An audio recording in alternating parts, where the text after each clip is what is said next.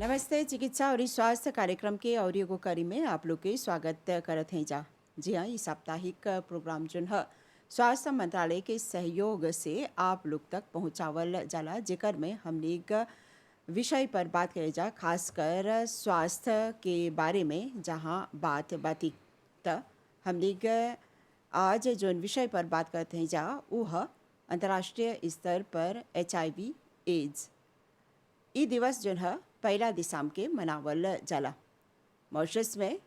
HIV AIDS के कौन स्थिति बातें और ई कौन कौन इलाज बातें,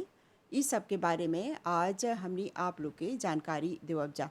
तो ई कार्यक्रम में आज मेहमान के रूप में हवन हमनी के संगे श्रीमती माला सहाय जी, जे स्पेशलाइज्ड एड्स नर्स हवा। आपके बहुत बहुत स्वागत करते हैं जा। नमस्ते।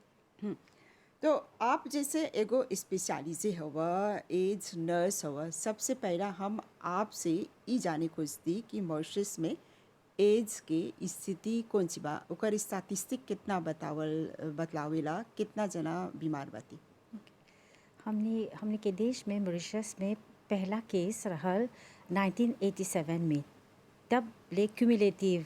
chiffre है 8266 cas bas jusqu'à juin 2021 ले। parmi पुरुष है 6007 और महिला है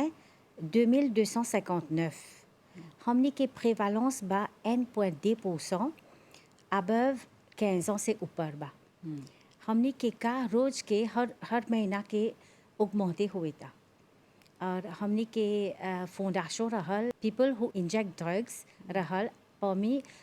IDU में, इंट्रावेनस ड्रग यूजर्स में सलमा हमने नोटी करेलन सा, सर्वेलेंस करेलन सा हर महीना के। There is a team of monitoring and evaluation. ई एगो इतना बा हमने के हेटेरोसेक्सुअल का उगमोते हुआ था हर महीना की। जैसे ये एगो काफ़ी गंभीर विषय है एड्स के बारे में जब बात करेला जा, लेकिन हम आपसे ई जाने खोजती जब ई विषय पर हैजा परी आज चर्चा करत हैं जा, तो सकबा थोड़ा सन बतलाई ई कैसे होवेला, एकर गंभीरता का इतना लेवल जाला। हाँ, HIV एड्स के बारे में HIV है ह्यूमन इम्यूनो डेफिशिएंसी वायरस। ई एगो वायरस है, ई मालादी नहीं है, वायरस जो एड्स के बीमार तक ले जाता है। कोई पुरुष पोर्टर de virus रहल तब 10 साल से आप ले तब ओके रोग हुई। असिम्प्टोमेटिक के जैसे कोविड-19 के बाद असिम्प्टोमेटिक केसेस HIV एड्स के बारे में भी जब शुरू में इन्फेक्शन हो जाला तो खाली वेट लॉस होवेला, लाफिएव होवेला, 3 semaines ले जागे होवेला, तो ई बोलब जा असिम्प्टोमेटिक केस है। कैसे जनबा की अफेक्टे हुआ, एगो चांद चाहिला करे के, HIV टेस्टिंग चाहिला करे के। ई एगो स्पेसिफिक टेस्ट है, एगो लालवा बा HIV एड्स एक्ट, वो एगो लालवा देवेला कि कोई के फोर्सी नहीं करब सा टेस्ट करे के। ई एगो वॉलंटियर टेस्ट है और ई टेस्टवा बहुत सुरक्षित बा, कॉन्फिडेंशियलिटी बा। जब एगो क्लियर आई हमने के DCCI में, यानी कि डे के सेंटर फॉर द इम्यूनोसप्रेस, 5 हॉस्पिटल बा मॉरिशस में रीजनल, डॉक्टर जीतू हॉस्पिटल, एगो डे केयर सेंटर बा at Vulsi-Punyet में, à toucher de l'hôpital बा, और l'hôpital लेनो में SSON हॉस्पिटल में एक day care centre for the इम्यूनोसप्रेस। हमने HIV नहीं बोलेला सब स्टिग्मेटाइजेशन खातिर, जमे लोग आ सके हमने के सर्विस में अपन टेस्ट करे के। और एगो बा फ्लैक डॉक्टर चंग हॉस्पिटल में एगो एड्स यूनिट बा। जवाहरलाल नेहरू हॉस्पिटल में भी बा, हॉस्पिटल हॉस्पिटल में बा एगो एड्स यूनिट, और हॉस्पिटल माइबो उसी एगो एड्स यूनिट DCCI बा। और हमने के डिसेंट्रलाइजेशन होल बा l'année 2016 में, जहाँ सब लोग के फैसिलिटी रही ट्रीटमेंट करे के HIV के। ढेर जना हमनी के शुरुआत में बुलुक्स रहल, बुलुक्स यानी कि Kashi national day care centre for the इम्यूनोसप्रेस,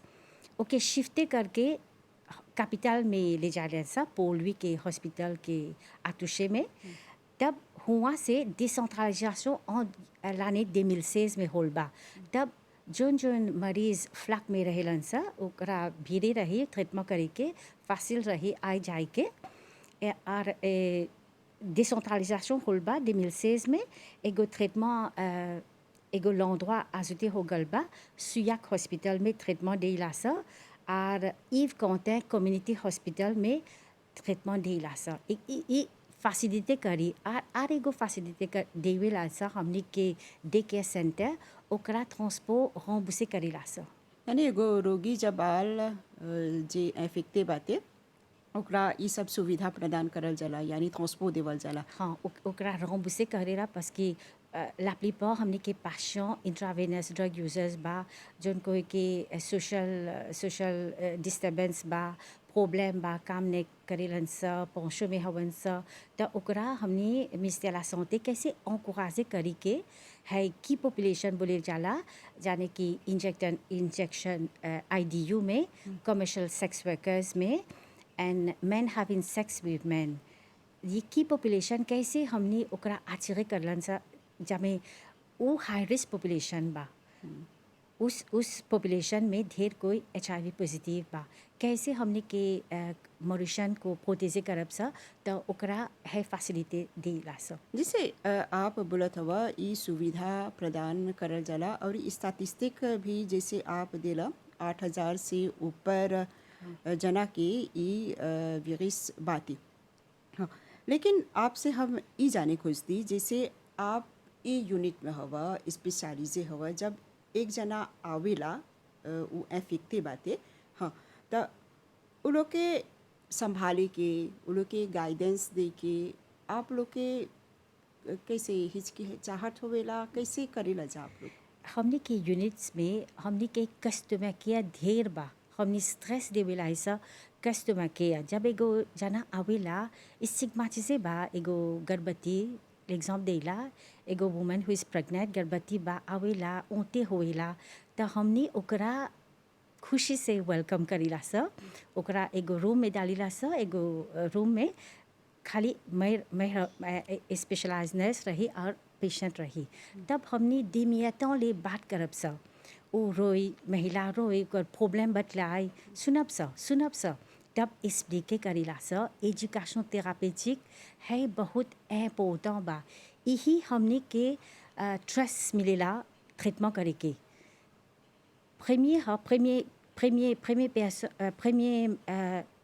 premier staff जो फ्रंट लाइनर है ये एगो नर्स है स्पेशलिजे हमने के फॉर्मेशन मिलल बा कैसे पेशेंट से बतलाई के डिफरेंट बा l'hôpital में ऐसा केयर नहीं मिलेला हमने के साथ में हमने फ्रेंडली रिलेशन रखेला हमने के पेशेंट से जोन प्रॉब्लम बा वो खोल के बोली हमने ट्रेनिंग मिलल बा कैसे ओके जीजे नहीं करीला सा ओके रेस्पेक्ट करीला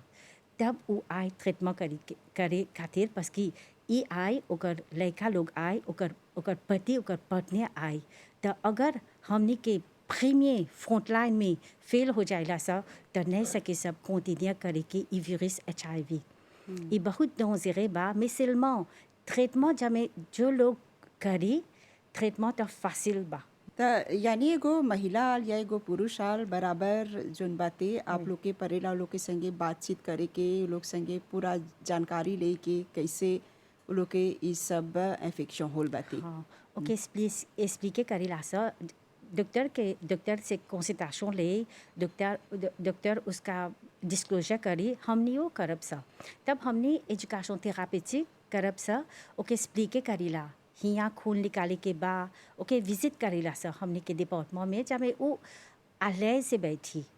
और HIV के आग के बारे में बतलावब सा जब वो डरी नहीं बस कोई आए डिपार्टमेंट में ओकर मुँह बंद रही HIV बस के एगो लामान बा और एगो प्रिजनमेंट बा नहीं बोले के नहीं डिस्क्लोज करे के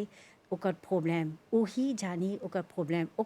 ओकर मोड ऑफ ट्रांसमिशन से हमने के कोई नहीं बा ओके ओके अफेक्टे नहीं करीला सब ओके कॉन्फिडेंस में डालीला ओकरा विन करीला ट्रस्ट से तब वो खुशी खुशी से ट्रीटमेंट करी और लस्ट फॉलो नहीं हो चाहेला ओकरा ध्यान डाले के बतलाए के कैसे दवाई लेके कौन कौन बात टेस्ट करे के ये एगो फासिल ट्रीटमेंट नहीं बा शुरुआत से बस कि देखिला सा लिटरेट पीपल लिटरेट जोन जोन जोन जोन पढ़ल जोन लिखल। पढ़ल लिखल बा ओकरो में जब जब एड्स के बारे में रोग से पीड़ित है तब सब लोग लाइक ले पीपल जे बिकम जे डोंट जे टेक टाइम ओकरा चाहेला वक्त देवे के वो डिनायल फेज में बा एगो डिफिसिल का बा तब हमनी के एगो साइकोलॉग बा अतासे बा हमनी के डिपार्टमेंट में इंटर ग्लोबल फंड ग्रांट में 2020 से शुरू होल बा इस साइकोलॉग एगो पुश देवेला हमनी के पेशेंट को ट्रीटमेंट करे के बस कि ट्रीटमेंट हुआ फासिल नहीं बा शुरुआत में साइड इफेक्ट बा वो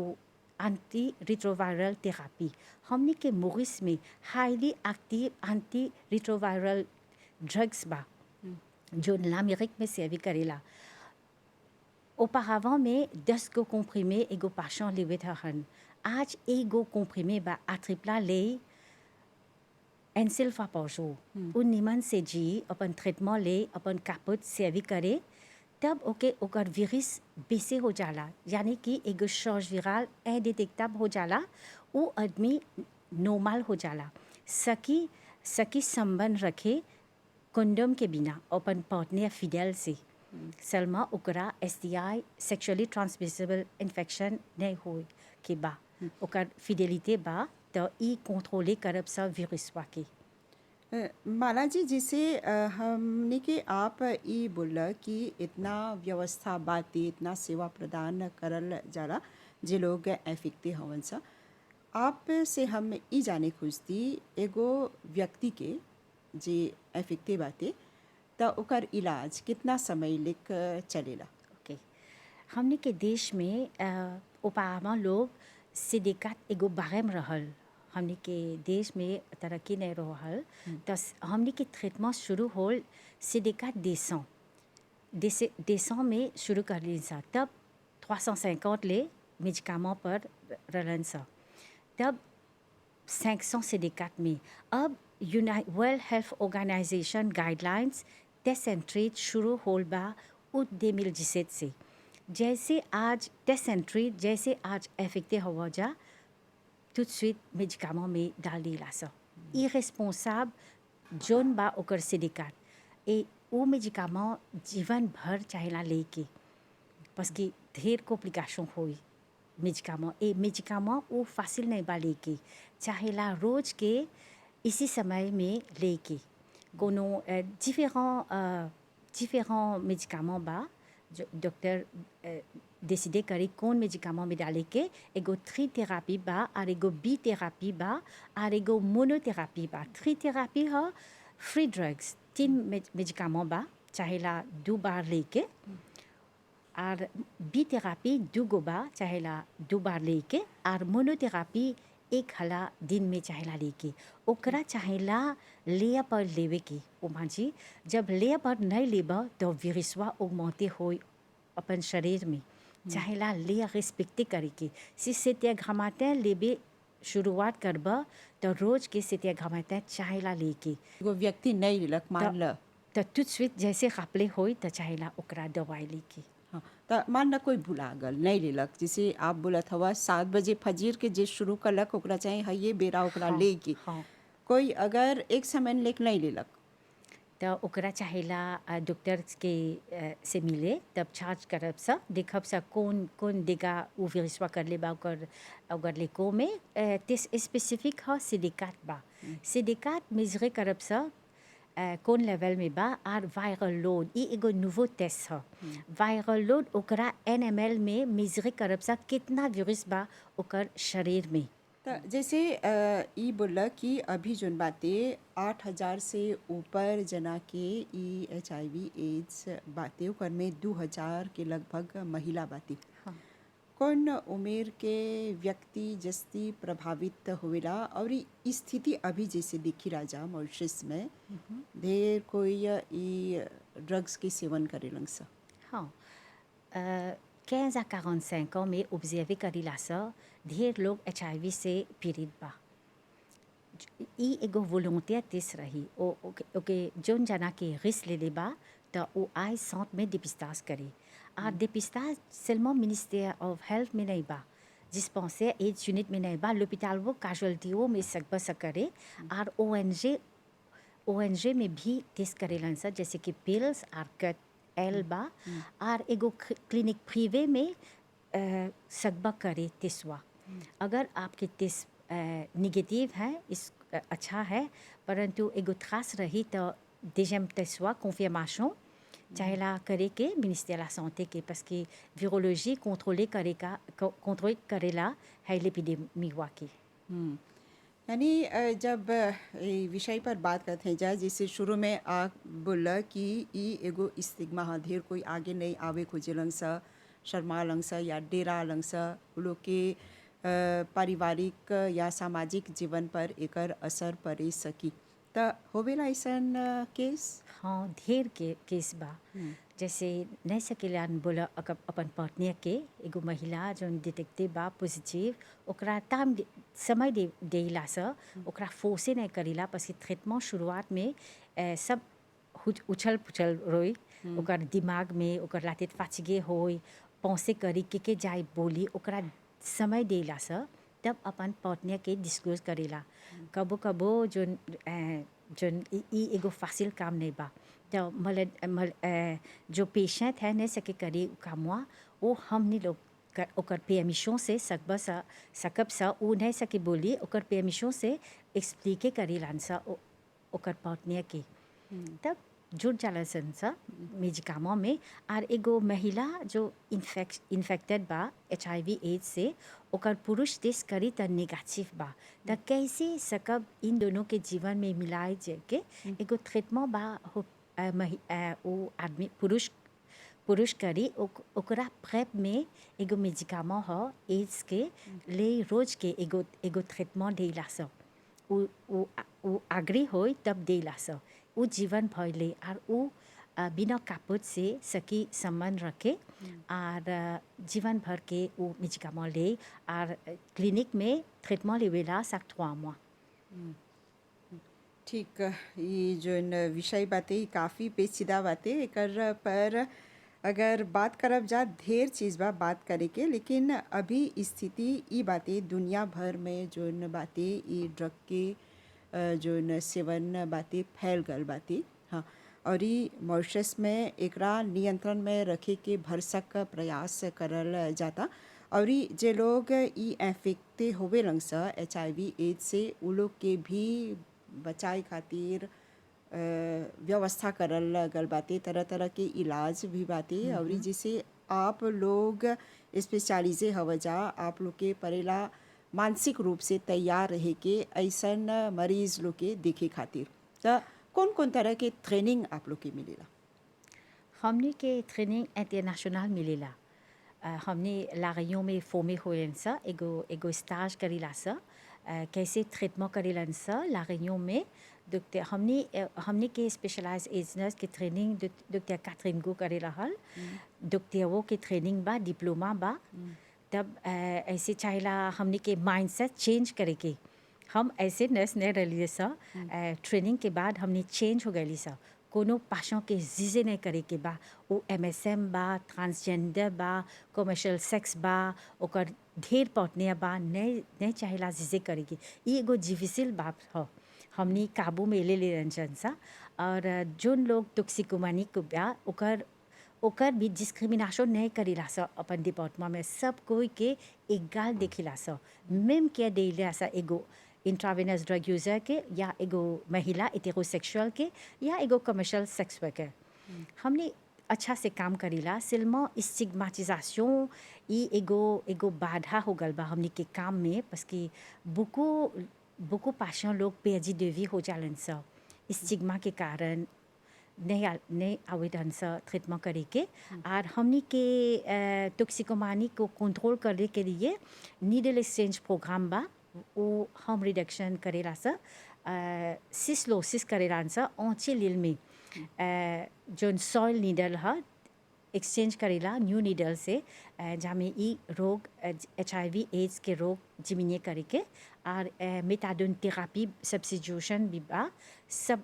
मॉरिशस भर में बा ई हमने के कंट्रोले करेला हमने के प्रोपगेशन वो लोग जाने लन सा चाहे ना प्रिजर्वेटिव लेके चाहे ना न्यू सिरिंज से ड्रग्स इंजेक्शन करे के जाने लन सा हाँ, जैसे आप बोलत हवा कि आप लोग के ट्रेनिंग मिलेला मानसिक रूप से आप लोग तैयार हो जा, लेकिन अक्सर हमने देखिला जा जब सेंटर में गल है जा तो जे लोग लादोग लेवे लंगसा जब आवे लंगसा आप लोग से जोन तरह से व्यवहार रहेला जोन तरह से बातचीत करे लंगसा तो कैसे आप लोग के नियंत्रित करेला जा? कैसे करब सा ओकर लेवल में आइला सा हमने के लेवल चाहेला ओकर मानिया में आवे के घौंडिया नहीं रहे के आरोगेंस नहीं रखे के तब एक ओकर स्ट्रेस विन करब सा तब ओके ट्रीटमेंट हमनी के दायरे में आनब सा ई टाइम लेवेला समय लेवेला तुझ नहीं होवेला जब मैं पासों आए तो तोरा रेस्पेक्ट करी शुरुआत में तोरा अंतराविया देखी मैं आले आले तोर मानिया देखी तो अपने नर्सेस के बारे में बोलत है सा मानिया देखे वो ही हम्बल हो जाए जालोगे करियन हाँ जालोगे करियन सा और हमने के लामे देवलन सा इस treatment fight against HIV virus एगो आदमी आए ओके ओके अपने से पासों में बोले लन सा ट्रीटमेंट अच्छा बा अच्छा नहीं डरिया ट्रीटमेंट बा और तू अगर चार्ज विरल इंडिटेक्टेबल हो जाए जब टेस्ट करब सा जिसों शुरुआत में 1 मिलियन वायरस रही ओकर NML और ब्लड में तब 6 mois के ट्रीटमेंट ले ओकर एंटी रेट्रोविरल ले तो एगो 8 mois ले जब चार्ज विरल करब सा तो moins की 50 हो जाला तब ई बोलीला एगो गुड ऑब्जर्वेंस बा एगो पेशेंट कम si guéri हो गल बा guéri नहीं jamais ओकर virus contrôlé बा charge virale indétectable हम एगो प्लेडोyer करब सा कि सब जोन पीड़ित बा HIV के ए चाहेला charge virale indétectable रहे की तब indétectable charge virale indétectable हो जाए तो एगो नॉर्मल इंसान हो जाए सा ओके opportunistic infection जैसे कि न्यूमोनिया नहीं होई ओके ट्यूबरकुलोज नहीं हो ओके कॉम्प्लिकेशन नहीं होई नहीं चाहेला ओकरा एडमिट करे के एगो हॉस्पिटल में ओके टॉक्सोप्लाज्मोस नहीं होई कॉम्प्लिकेशन नहीं बा अगर निमन से दवाई लेबा एगो ट्रीटमेंट फासिल बा एगो विन विन सिचुएशन है अपन दवाई निमन से लेबा अपन टाइम में टेस्टिंग करब सा ओकर सिलिकाट ओकर चार्ज विरल करब सा तो ई ट्रीटमेंट फासिल हो जाला तो अभी हम आपसे ये पूछती कि अभी जब ये कोविड के हालत से स्थिति गंभीर बाती हाँ ऐसन में जब ये सब मरीज़ आवेला तो आप लोग के काम बढ़ गल बा कैसे करा जा कौन कौन तरह के मार्गदर्शन करेला जा? ओके हमनी के इस सालवा हमनी के थीम है वर्ल्ड एड्स डे में एंड इनइक्वालिटीज़ एंड एड्स हमने के भी बा सब लोग के बराबर देखे के डिस्क्रिमिनेशन नहीं बा करे के और ट्रीटमेंट वो सब देश में बराबर रही लामे हर देश में ट्रीटमेंट बराबर रही तब हमने विनर रहब सा ओके कंट्रोले करब ई बीमारी से पैंडेमिक कोविड-19 हमने HIV के ट्रीटमेंट में बाधा डालल जाला बस के beaucoup पेशेंट जब लॉकडाउन में नहीं सकते ट्रैवल करे के वो लोग डेरा ला जब में कोविड-19 से बचन सा तो एगो डिफिकल्टी रहल ड्रग्स नहीं लेवे आवेलन सा तब कौन चीज करली सा ओकरा कॉन्टैक्टे ओकर नाम ओकर सब कॉन्फिडेंशियल बा ओकरा टेलीफोने करली सा कॉन्टैक्टे करली सा तब हमने के स्टाफ एड्स यूनिट में और ONG पिल्स में हमने 2 जना संगे काम करली सा गए से दवाई दे के पाशों के दरवाजा पर घरे घरे और एगो पाशों हमने के आबिचे बा टेलीफोने करे के मिसाहाय हमनी के कोविड पॉजिटिव हो गल बा कन्फाइनमेंट में है तब हम कैसे करब सा ओकरा एडे करे के पिल्स के कॉन्टैक्टे करब और एगो ओकर ओकर एगो पर्सनल आए हमनी के डिपार्टमेंट में ओकरा ड्रग्स डॉक्टर प्रेस्क्राइब करे तब ड्रग्स वाले के उ जाए छोड़े हमनी सब काम नहीं सकब करब सा एगो एगो एगो एगो प्रोपोर्शनल तब डाइवर्सिफिकेशन बा हमनी फ्रेंडली रिलेशन रखिला सा हमनी के पासों से हाँ और ये बातें कि अभी जोन बातें ढेर युवा लोग भी ड्रग्स लेवत हवन सा हाँ। हाँ त खतरा बातें हाँ जैसे कि सिंथेटिक बहुत जैन सिंथेटिक में हवन सा जब नशा में हो लाजन सा तब सेक्सुअल रिलेशन में हिल जालन सा कंडम के बिना तो ये हमने के एड्स वायरस को रेज करता है सेक्सुअली ठीक यानी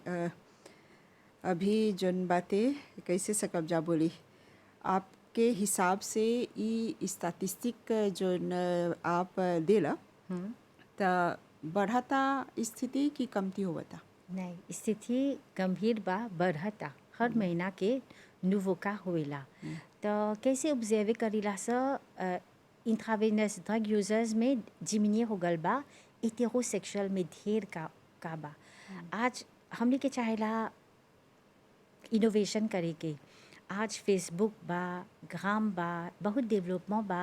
इंटरनेट में और जीवोस के का बढ़ता कोई कोई नौजवान शादी नहीं करेलन सा तो वो लोग रिस्क देवेलन सा ढेर का होई इन लॉन्ग रन हेटेरोसेक्सुअल की ये अवेयरनेस कैंपेन कैसे सेंसिबिलिजेशन कंटिन्यू गवर्नमेंट चाहेला करे के parce que यही हमने के टूल्स है HIV एड्स के बीमारी से बचाए करे के जैसे आप देजा स्पेशलाइजे हवा इस क्षेत्र में तो आप लोग के एक्सपीरियंस जोन बातें अनुभव जोन बातें काफ़ी बातें लेकिन समय के कमी बातें खातिर हम आपसे यही अंत में बोलती कि संदेश के रूप में आप कौन सी बोलबा हाँ हमने के सौतवा में खाली HIV एड्स के बीमारी के ट्रीटमेंट नहीं दिला जा parce कि को इफेक्टे हवन को मोबिलिटी बा जैसे कि हेपाटाइटिस सी के ट्रीटमेंट हमने के एड्स यूनिट में देला सा जे कोई एड्स से बीमारित है पीड़ित है ट्रीटमेंट होल बा l'année 2019 में दुस्मा सब कोई के गेरी हो जाला 3 महीना के ड्रग्स लेके एगो मेडिकामेंट हो एगो कॉम्प्रीमे एप्लूजा लेके 3 महीना से हेपाटाइटिस से क्लियर हो जाला और कैसे मिनिस्ट्री ऑफ हेल्थ प्लीटर दे ट्रीटमेंट सिफिलिस के हमने के डिपार्टमेंट में हमने के डिपार्टमेंट कैसे रेस्ट्रिक्टेड नहीं बा खाली एड्स के STI के डिपिस्टाज हो जाला तब हेपाटाइटिस सी के ट्रीटमेंट देला सा और प्लीटर सिफिलिस के ट्रीटमेंट हमने देब सा हमने के डॉक्टर और नर्स लोग बा हमने जनता से बोलब जाला चाहेला नहीं अपन की रिस्क लेबा ई अपन पर्सनल लाइफ हो एगो रिस्क लेबा तो नहीं भूलिया STI बा एड्स बा इस इजी बा खाली एगो प्रिजर्वेटिव सेवी करबा निमन से और हमने के सेंसिटाइजेशन प्रोग्राम चाहेला इकूटे करे के और जो लोग लस्ट टू फॉलो बा मैंने बहुत से पेशेंट लोग बा जो नहीं आवेलन सा हमने के ट्रीटमेंट में चाहेला एगो जेफो करे के हमने जेफो करीला सा ओकरा टेलीफोने करीला सा बे इस चाहेला पाशंवे के एगो जेफो करे के ओकर स्वास्थ्य के लिए वो निमन से हो जाए एक फासिल बात ट्रीटमेंट ले चार्ज विराल इंडिटेक्टेबल हो जाला एगो निमन जीवन जाला तो नहीं मरे वो एड्स की बीमारी अगर ट्रीटमेंट नहीं करी तो 10 साल में पीड़ित हो जाए। जी हाँ आज जैसे हमने एक बात करिए जा अंतर्राष्ट्रीय स्तर पर जोन एड्स दिवस मनावल जाला मॉरिशस में जैसे कि हमने के मेहमान बोलन कि स्थिति जोन बातें गंभीर बातें लेकिन जोन व्यवस्था करल गल बातें मंत्रालय के तरफ से जोन सेवा प्रदान करल जाला उस सब से चाहेला लाभ उठाए के त कोनो बीमारी रही उस सब से सकब जा बचे तो यही उम्मीद करते जा आप लोग के जोन जोन सलाह देवल गल आज उस सब पर अगर आप लोग अमल कर बजा तब बेशक आप लोग एगो स्वस्थ जीवन सकबजा जिए। तो चिकित्सा और स्वास्थ्य कार्यक्रम के ई करी के हमने खैजे परी विराम देवल जा और एगो प्रोग्राम के संगे आप लोग से भेंट करब जा। अभी खातिर हमनी के और हमनी के पूरा टीम के आज्ञा देवल जा। नमस्ते।